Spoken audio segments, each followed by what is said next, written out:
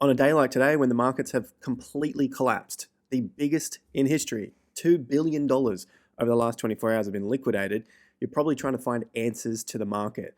Is it over? Is the cycle done? Are we ever going to see an altcoin season? Is this the top now for BTC? Are the markets topping, as in the traditional markets, the S&P 500, the NASDAQ? What are Trump's tariffs doing to the market? Are we ever going to see new all-time highs from this point? So many questions, but I suspect for you watching, maybe you got one specific question in mind. This video, I want to try and answer all of those questions and essentially boil it down to where we sit. Is the game over? Is the cycle over? And we need to start looking for jobs elsewhere, and we need to start gambling on other markets elsewhere. That's what I'm looking at in today's video, because we've seen the biggest day in history. The liquidations have been phenomenally high, 2.14 billion. I've got heaps to get through with you guys today. Obviously, Ethereum has had an absolute cracking spike low. We've got Solana to get through. XRP has also collapsed to the 50% level, as we've been talking about. SUI also collapsing from that high that we pointed out on the channel. You can go back and check the videos for yourself. PEPE has collapsed as well. And Dogecoin, we'll have a look at that as well. But we've got the macro cycles to get through, and of course, the traditional markets, your home of macro cycle analysis. Hit the like button, subscribe to the channel if you haven't already. Each of the day's analysis builds upon the previous day, and hopefully if you've been following along, you've seen how these tops play out. Now, I'm not saying it's the end of the game. The long-term macro cycle is still in play. So I want to try and answer a few of those questions for you as well. Obviously, there's a lot that's happened over the last 48 hours with Trump bringing in tariffs and all this sort of jazz. Because I have common sense, okay? And unfortunately, a lot of people don't. I will let you know that we do have the free report coming out in about 24 hours. So the link in the top of the video description will get you that new free report that is coming out. We'll be looking at the traditional markets, stocks, crypto, Bitcoin, and of course the real estate cycle. Name, email address, subscribe to that. All right, let's go. Starting with BTC, then diving into those traditional markets and of course the economy. We've got some interest rate information coming up. BTC obviously down here 14% from the swing top of Thursday, 30th January. Why is that important? Well, essentially that has been the reference range that we are now following, well, the starting point for the reference range. And as I put it out on X and the previous videos, is we're looking at around that $98,000 level, near this low here, and the extension as well, and then down to 95. So you can see the 100% extension was at 94.8. Now we've gone past that and we have barely spiked up. The new day has obviously just begun. We're in it by about 3 hours. The next level below is 89K, and then to the downside, we still have the 50% at 79K. So it's not like Bitcoin can't get there and still hold the macro cycle. So if there is any further downside, well, then you just got to look back to where these significant turning points come in. As we've been saying on the channel, if we were to break underneath 74 and then back probably somewhere below that mid 60 region, that would be a massive cause for concern for, it's like a wave 5. Are we going to see further higher prices from here? But along the way, this is basically all part of a healthy correction, especially after such hype around the election time.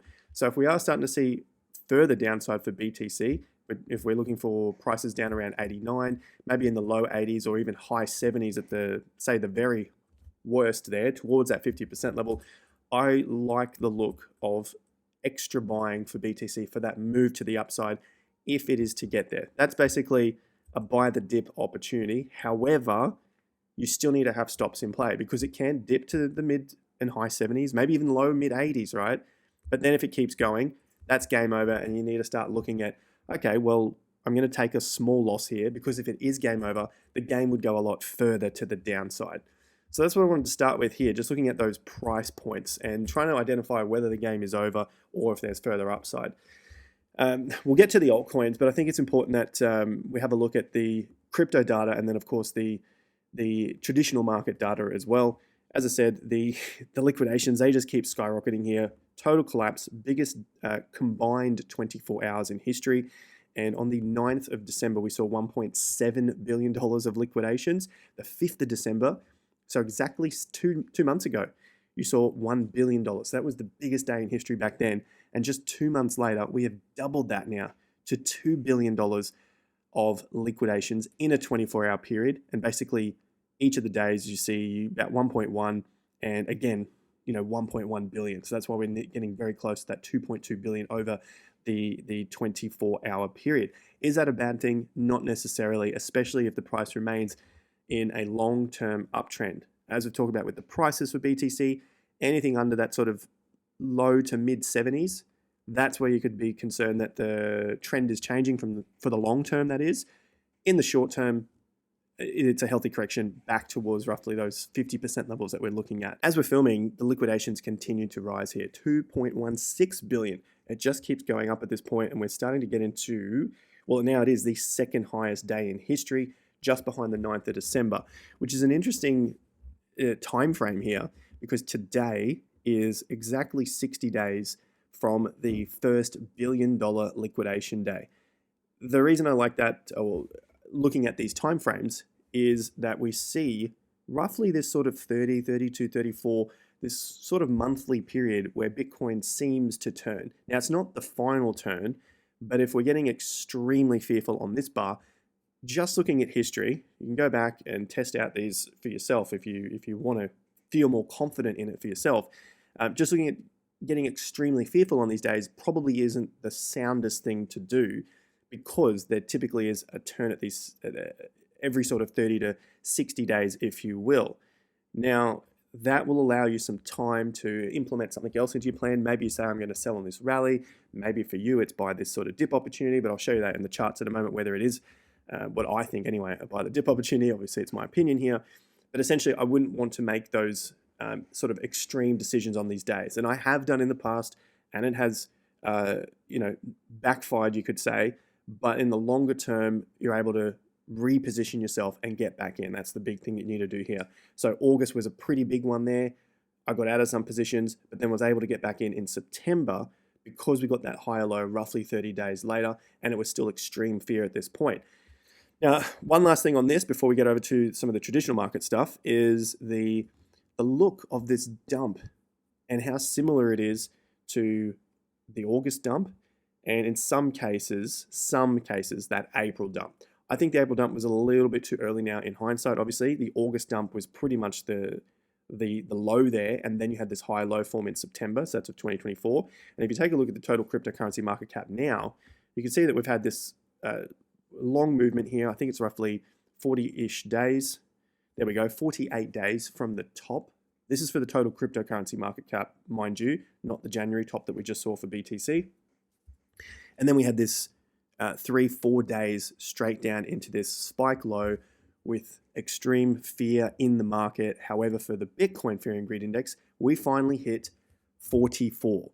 And that has been a level that we've been watching now for some time, especially as we, the theory here is that we were watching and waiting to see whether the sentiment would reset, because there was a lack of interest in the market off the back of, one, the exchange volume, which had dropped off, and two, the search volume here, which was dropping off and putting in lower highs, lower lows for the short term. But of course, when we take a look at the longer term, we still have higher lows forming, which is a little bit more bullish, because you're seeing more people remain in the space. That's if we take it out to 5 years, then you can see the search volume for Bitcoin and cryptocurrencies continues to get higher over the long term. Big spikes, big moves down. That's typical, because, well, that's investors. That's what they do in a new market. They come in, they gamble when everyone else is talking about it. They get out when everyone else thinks it's going to collapse, and then they piss off for a period of time, usually a few months. The market spikes again. They come flooding back. They get caught out at the tops. They ride the thing down again. They get out when everyone else is freaking out, kind of like today, which is what I'm talking about here with a potential market sentiment reset in the process. Down here at 44, over the weekend was 60 and 68, which was basically greed. And then it sort of rinses and repeats like we've seen in previous cycles. So what's happening at the moment for BTC is, very similar to what we've been following now over the last couple of months, looking back to 2021. So in no way am I suggesting that it must work out like this in terms of price, but I'm looking at it in terms of market sentiment and what has to happen, what has to happen to the people in the market when we get to these points of fear and greed, and basically the price rising but the sentiment falling. And it happened again. The price was rising. We got to a new fresh high, but only by $1,000, so barely 1% there. The greed turned back into extreme greed and then fell back underneath. Another lower high within a lower high formed, and then we had this collapse into fear. So that's essentially, I mean, you guys have been following on the channel. Hit the like button if you saw this over the last few weeks that we've been following this. It's almost impossible for the market sentiment to pick up after it's been in this downtrend and then go on to make like a really, really big move to the upside, right? 2021, you could argue that, yes, from January into February, well, that was a pretty damn big move, right? Going from 30 up to 60K.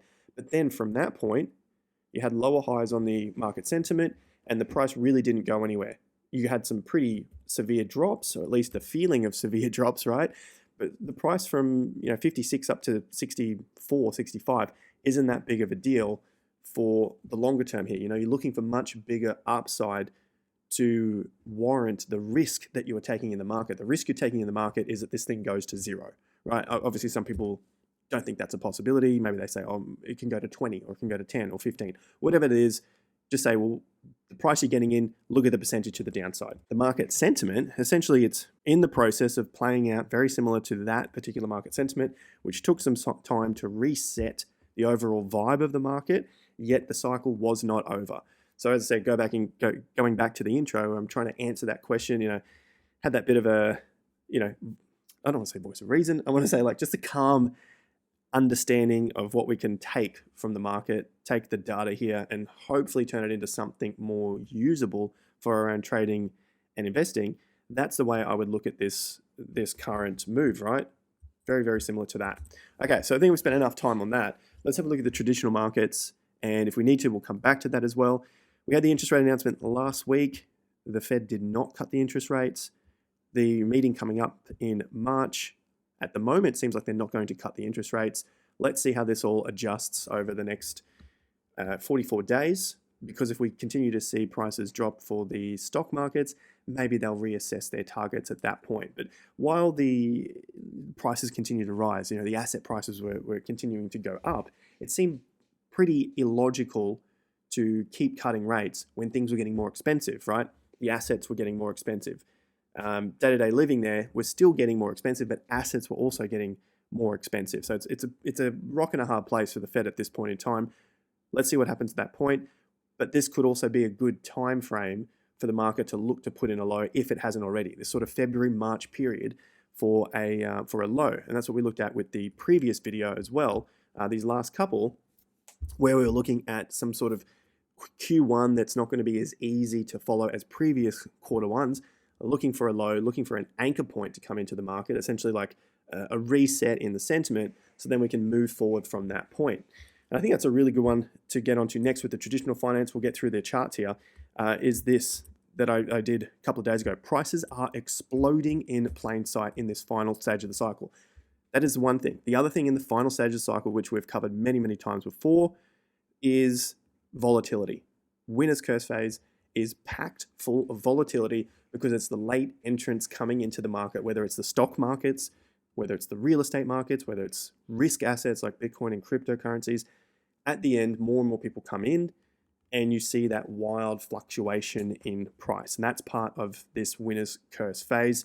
You can go and follow this on X. I've posted about this for years and it's continued to play out time and time again, looking for a peak for the real estate and economic cycle sometime around 2025, 2026, probably first half of 2026. Then we start to go down after that point. So I'm not expecting like a total all-out collapse in 2026, but let's see how we get into this peak. What I have expected, more volatility, and essentially the late buyers coming in that are possessing this volatility with those wild fluctuations. While we're on the stock markets and the economy, this post here from Alex, pretty good one. He's a great one to follow when you're looking at macro cycle stuff, economic info, and just piecing it together. Now, the long and the short of it is the tariffs. Whether you're a Trump lover or Trump hater, that's a difficult one because it essentially means people emotionally make decisions because they like someone or dislike someone. If you can put that aside, just focus on this for a moment. Tariffs, and yes, we've seen other people talk about why tariffs will do the opposite to this, but essentially tariffs this aggressive are very negative for risk assets and the economy will take a hit. Yes, I'm just reading out a line here, but essentially if you keep putting on these tariffs, especially as they come on so quickly, what we've seen in the past is the market does not like it. It's very unstable for the next stage of how people are going to develop their businesses and where they go from there. So that's the long and short of it here. You want to have a look at it, definitely go over to Alex's X and follow it over there. But just the pure look here at the chart, which is what we've been following, you can see it bounced off the 50%, got into a slightly lower high, and then we got a gap down again on Monday. That was last Monday as well. Obviously, this is the after hours and we get into the pit session. So remember, it was the amateurs control the open, professionals control the close, and we had a nice strong close at that point. And again, we opened below the 50% this time, and we have to wait and see over the next 19 hours whether we do get a close above 6,000 points, or as we've been looking at now for the last month and a half, do we start to see some movement down to 58 points, which is the low here, or down to 56, 5,700 points, which is the next support level for this healthy correction in a longer term uptrend. So any sort of movement down to those levels over this period of time as we're looking through for February and March, as I just pointed out with those interest rates, and we have more high impact announcements from the US coming out over this same period of 44 days, could lead to some sort of significant low in terms of an anchor point for this healthy correction for that next move up. So the volatility is there. Everything still seems to be working out relatively well here for this last stage of the cycle. And the fear and greed index, well, look, we haven't got the reading yet because the day hasn't opened for the US, the new day and the new month. Essentially, neutral at this point. So they might still be resetting to a particular point. The crypto fear and greed index, daily exchange volume, has also dropped off a little here. I dare say over the next 24 hours, we'll see this climb up a little. So we could be putting in some higher lows. We still have lower highs forming here. So we just have to wait and see on this. Ideally, you don't want to see this exchange volume go below 30 billion. See these lows that are coming here, 29, 31 billion. That would mean that there are less people now trading in the markets. They've all been squashed out and they might not be coming back. So we really want to see it hold up somewhere around that sort of 40, 50 billion dollars. You can see that's where these highs were. There's 40 billion. Here is 48. So call it 50 billion. That would mean that we're still seeing this same amount of people, or maybe there's some new people coming in, but that money in the system, in the crypto system, continues to get higher and higher. As I pointed out with the fear and greed index, that's still all on track. The Google Trends has also had a slight spike over this last 24 hours, so more people interested in knowing what's going on. There's Bitcoin up at 55, crypto up at 46, but still not at the top of the January inauguration at that peak. So we'll see what happens there. It could just be some more lower highs before this dies out again. Still not the worst thing in the world. This, however, where the close is, not so bad at this point. But if this is the USDT dominance, something we've been following now for months, that has a very similar pattern to what happened back in 2021. You remember that low that then caused the market to collapse by about 55% for BTC. That was in May of 2021. It seems like it's on a similar trajectory here, so a similar pattern.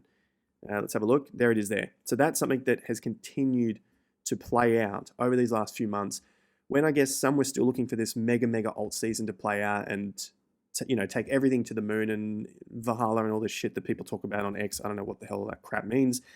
Maybe I'm too old and a boomer. I don't give a fuck. It's just stupid shit people post on X to make themselves feel good for that period of time. But anyway, the long and the short of it is, and the facts are bearish for Bitcoin and crypto if it goes above this 4.8. That's the 50% levels here. And that is a very long-term 50% level. See this line straight through the middle. That's the highs of the previous cycle Bitcoin lows, and then going all the way back to the all-time low. So that is a very, very important 50% level here, 4.75, and for a round number, I've called it 4.8. Now, it can go above those levels, get rejected at these next 50s, around 5.2 to 5.5. start to come back down, no issue. If it does, so essentially what that looks like, coming up here, then getting rejected. If it does that, this would still look like a bull market, but it would put in a higher low for Bitcoin and most likely the majority of altcoins. I guess for the bulls, what you want to see is if it tests this, come straight back down underneath this area here, 4.8. Okay, it's got to get back under 4.8 and 4.6 very, very quickly if this is going to close up here. As we pointed out, any breaks above this level is very, very bearish for Bitcoin and cryptos. Rejections here, that's going to be bullish again because you'll start to see some of that money flow back in. But if it only gets it back down to this zone and then bounces again, bad news, extremely bad news. And that would essentially look like a complacency bounce for Bitcoin and cryptos if it started to do that. That makes sense. Bitcoin and cryptos are going to go up, come back down, put in this lower high, while this is putting in a higher low. That's going to be really, really, really bad. We're not there yet, okay? So prepare for it if that's the case, because otherwise you will not sleep if that happens.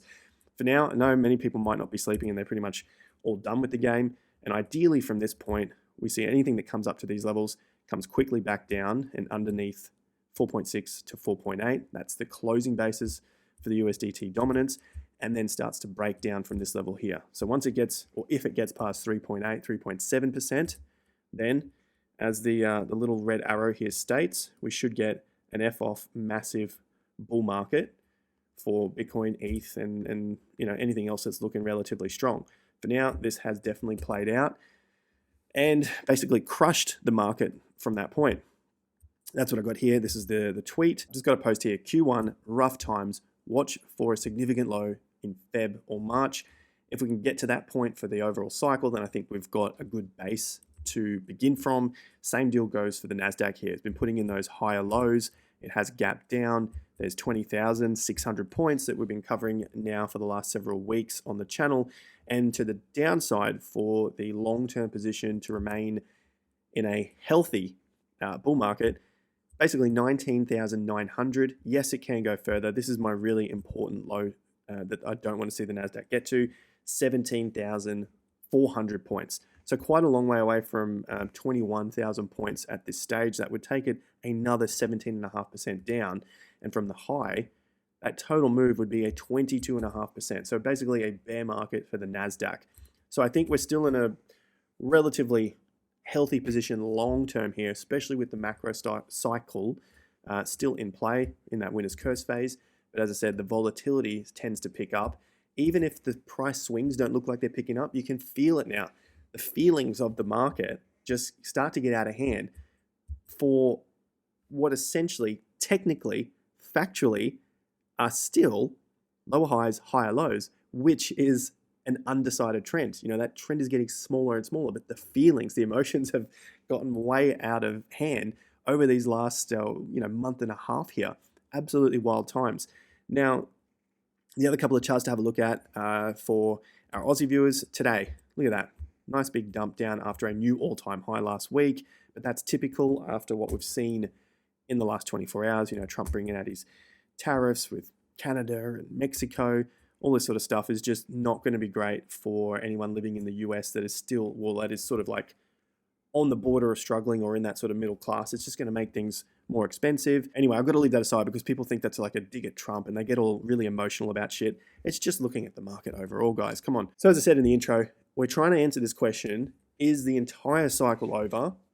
And the way I also look at it, do we have further to go? Or is this the bottom? Out of those three questions, hit the like button, subscribe to the channel. Is the entire cycle over? I don't know.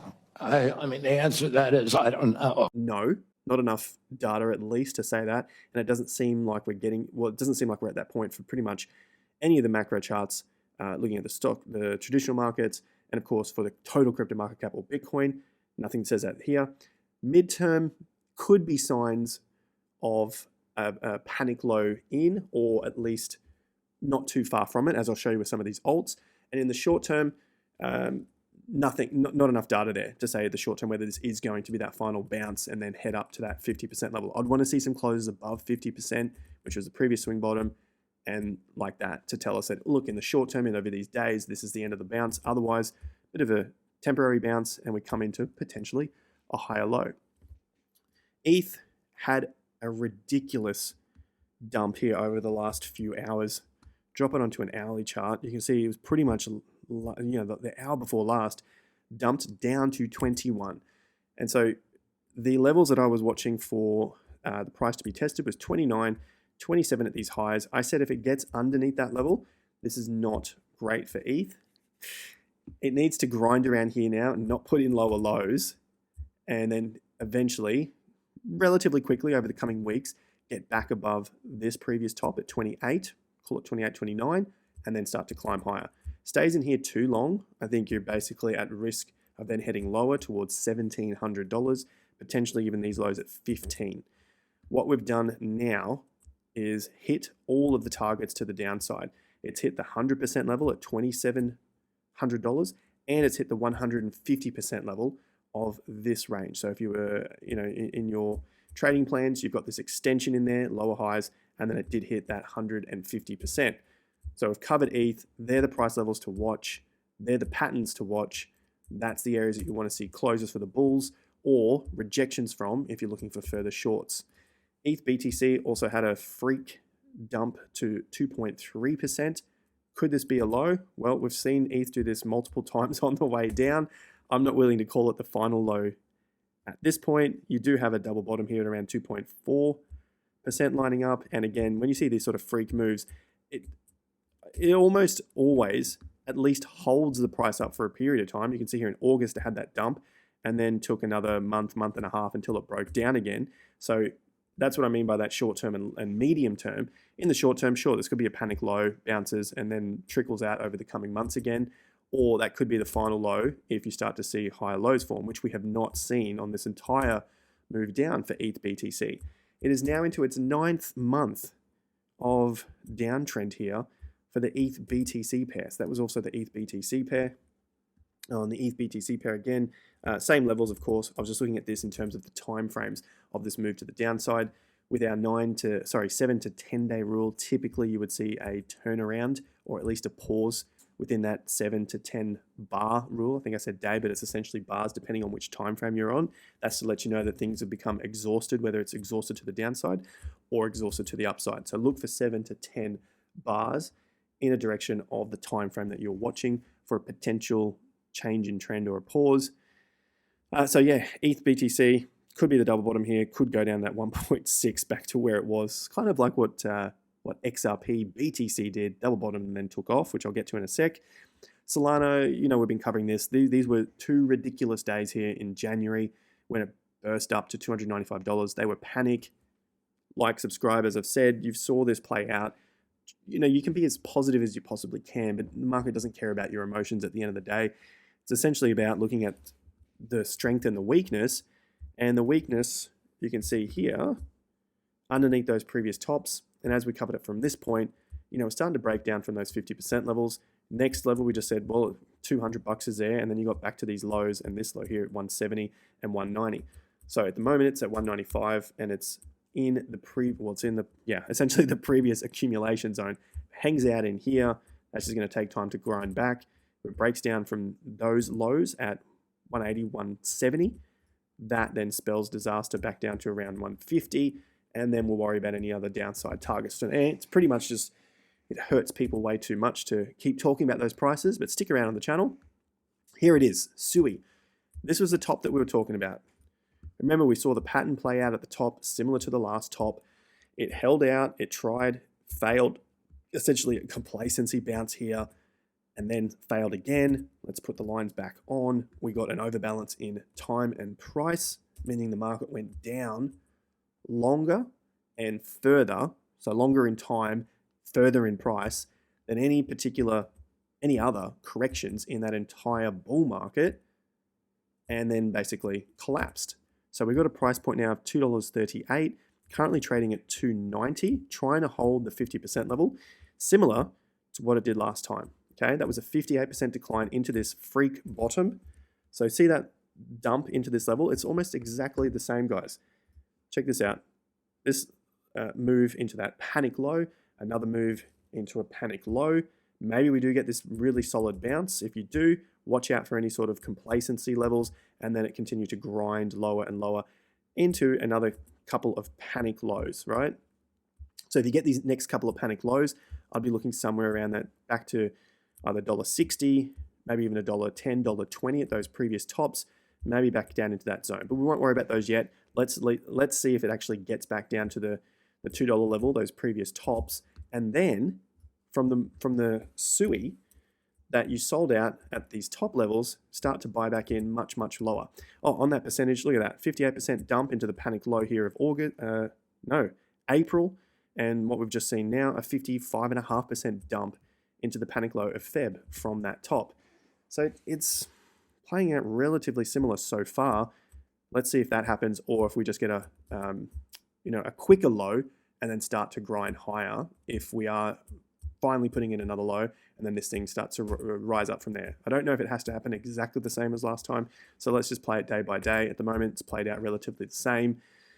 XRP failed at 50%, took a few days, failed again, took a few days, failed again, and now we find ourselves collapsing dead on the 50% level, $1.84. Okay, so we're back in the 220s, back in this previous accumulation zone before that weak pump up. It was much, much weaker. You can see the volume was much, much lower, failed at 50%, failed getting to a new all-time high, and then it collapsed back down. Not a go at any of the XRP people. I know they get very, very emotional. I mean, if you're trading XRP, different story, but if you're emotionally attached to it and it's part of your identity, then they're the ones who get a little bit emotional and they don't really want to sell. But essentially, here you are. It's closed back into that previous zone. And something that I was looking at for the correction on XRP was a 50 to 70% correction. We only got a 34% from here before it went on with a weaker move into a top. Remember that, it's not me saying it, it's the chart. That's a weaker move because the move earlier, strong, and that's weaker because it's less. That's it, okay? So anyway, if this is the move 50 to 70% down, well, we've seen 48%. Now, if you look at 70%, takes you down about just under the dollar mark, somewhere around that dollar mark. And that's back towards these swing lows here on that pump out. So now I'm looking somewhere between 90 and 180 for a next pullback if this bull market is going to keep going on, and then maybe we get this pump out. Maybe we've seen the low on this panic level. So let's just see how this progresses from this low. If it puts in a higher low at $2 and then continues to grind, that would, I guess, be the best for the holders so they don't panic sell too much on the way down. But it wouldn't surprise me if we saw further on this, just based on what we've seen with every other move to the upside with XRP in its entire history, even when it went from a few cents to $3.50. So it did it here, and it still went from 16, 15 cents up to 350. So it's potentially just another entry point, right? I still think there's potentially further to go here with these 52 to 57 week timeframes on XRP. And the last one, I had Doge, but we'll look at that another day. PEPE. PEPE's done the same corrections as it's done throughout its entire life now. 68%, 51%, 64%, 66%, and now 72%. So keep an eye on this diagonal uptrend if it's able to hold that, or I'm starting to slip down the chair here, or if it starts to correct underneath these levels, because that would essentially tell you that PEPE is probably going to come back into this zone here between sort of 200 and 500-ish points, whatever this is on the USD, because this is now the largest correction in its history. In terms of time, maybe it's equal to the previous one, but in terms of price, it's the largest correction. So you've got an overbalance in price now, looking for an overbalance in time, and it has broken down from the 50% level. Now it's got to break some of the swing bottoms as well. Okay, guys, does that answer the question? I hope so. If it does, hit the like button. The main thing is macro still intact, long-term cycles. Bitcoin, we've looked at the price levels to the downside. The market sentiment is essentially in the process of resetting, as we've been looking at now for weeks. Ethereum, not in the strongest position. XRP is still a really interesting one to watch, even if those guys think it's all negative towards them. SUI, an interesting one to watch. Should this take another few months for SUI to play out? Solana, maybe still in those earlier days of coming down and then consolidating. And for the traditional markets, I still think there is more time to go, but the volatility is definitely there. Maybe we're in the process of a significant low at the moment, but that's yet to be seen because we don't have any higher low forming yet. So a really interesting one to watch this week if we're going to get some closes above 6,000 points for the S&P 500. Otherwise, we'll look to the next support levels to the downside. Subscribe to the channel, like the content. I'm here almost every day. I've got a wedding this week, so I'll be on and off, maybe some quicker videos, maybe outside videos, but I'll do my best. I'll see you guys really, really soon. Until then, take care and peace out.